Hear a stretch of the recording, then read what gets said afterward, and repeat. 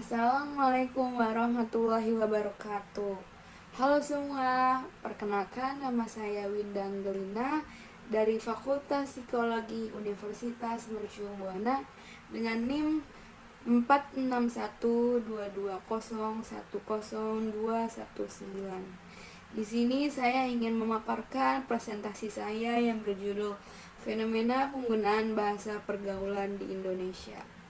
Pada presentasi kali ini, saya ingin memaparkan presentasi saya yang berisi pengertian bahasa gaul, contoh-contoh bahasa gaul, lalu ada hal yang mempengaruhi penggunaan bahasa gaul, dan terakhir ada upaya mengurangi bahasa gaul. Oke, mungkin beberapa dari kalian pasti ada yang belum mengerti nih, dan bertanya-tanya, apa sih bahasa gaul itu? Maksudnya bahasa gaul itu apa? Jadi bahasa gaul ini adalah sebuah tren di mana kalangan remaja kita atau generasi milenial kita ini lebih menyukai penggunaan bahasa gaul dalam sehari-hari kita.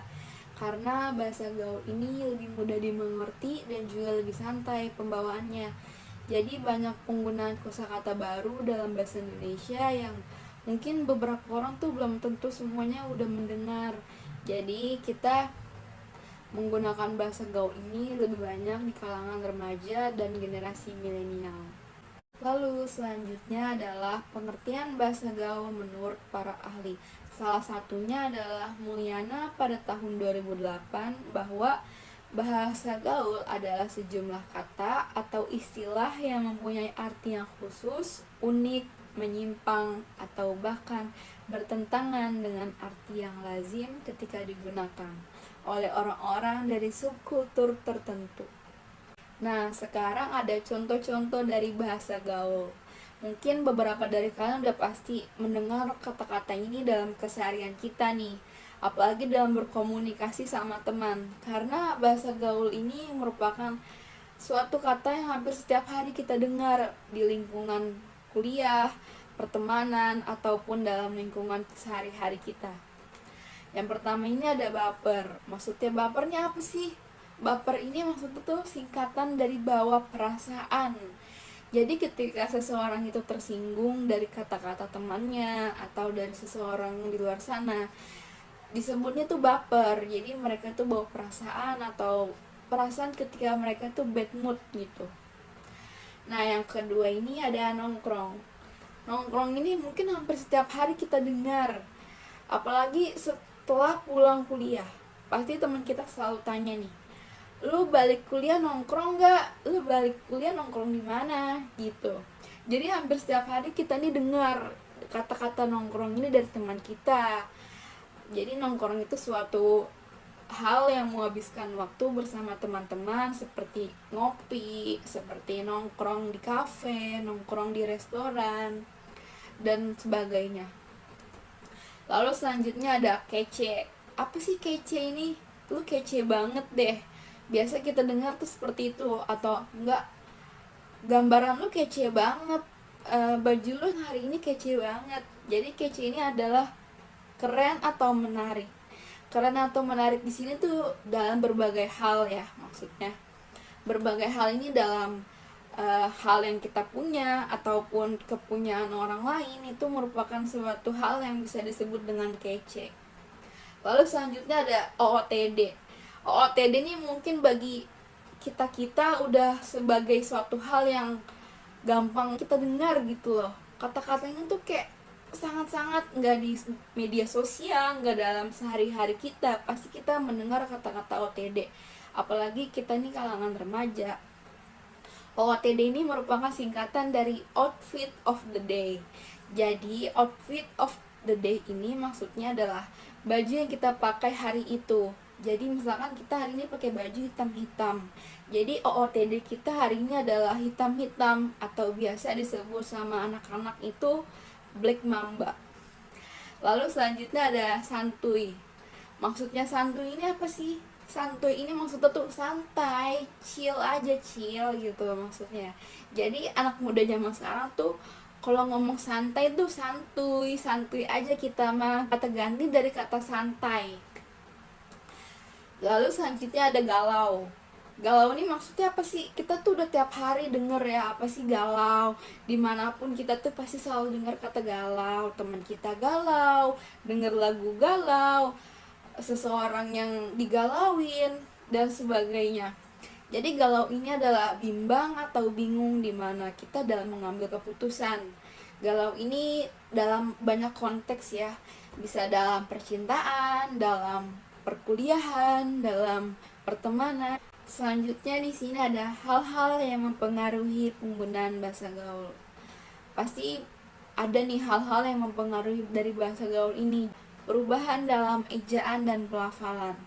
Jadi perubahan dalam ejaan dan hafalan di sini itu maksudnya banyak kosakata yang berubah dari bahasa Indonesia yang baku dan benar menjadi kata-kata yang lebih mudah dimengerti. Jadi sehingga kata-katanya ini berubah ejaan dan pelafalannya. Misalkan aku kamu, kalau dalam bahasa gaul itu biasanya bilangnya gue lu. Jadi perubahan dalam ejaan dan pelafalannya itu sangat jelas ya. Makanya nih penggunaan bahasa gaul ini lebih banyak diminati dan akhirnya digunakan oleh kalangan remaja kita pada saat ini. Karena jarang banget nih pasti kalian dengar penggunaan bahasa gaul ini dipakai oleh orang tua kita. Apalagi sama nenek kakek kita, jarang banget pasti kan. Makanya itu penggunaan bahasa gaul ini banyak diminati sama kalangan remaja. Karena ketika mereka menggunakan bahasa gaul, mereka merasa mereka ini nggak ketinggalan zaman nih, mereka nih lebih pede, mereka lebih mudah dimengerti pasti sama banyakkan orang. Selanjutnya di sini ada upaya mengurangi tingkat penggunaan bahasa gaul. Karena terkadang nih dari kita-kita kalangan remaja karena sangat menyukai dan sangat menggandrungi penggunaan bahasa gaul di keseharian kita, kadang-kadang kita ini suka kelewatan dari batas atau kita secara nggak sadar ini suka keceplosan gitu menggunakan bahasa gaul ini tidak sesuai dengan tempatnya. Oleh karena itu, di sini ada upaya untuk mengurangi tingkat penggunaan bahasa gaul. Yang pertama ini di sini ada pendidikan. Pendidikan ini sangat berperan penting dalam penggunaan bahasa Indonesia yang baik dan benar.